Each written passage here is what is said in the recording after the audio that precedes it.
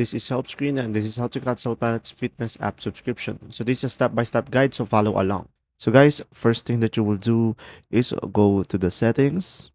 And then after that, go to your Apple ID and then tap on subscription.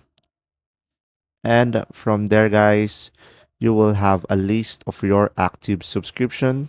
And also underneath, you will see the expired one. And you will also see the dates for when the next payment is due to be taken from your account. And from here, just tap on the Planet Fitness under the active subscription section.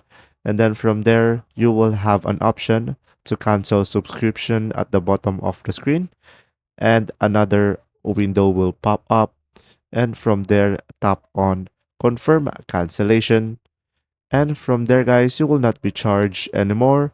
And you will be able to use the app until the subscription date was originally due.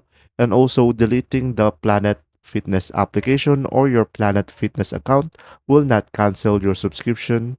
And subscription renew automatically unless you cancel your subscription manually on your own. And there you go, guys. If this video was helpful, please like and subscribe, and thanks for watching. See ya.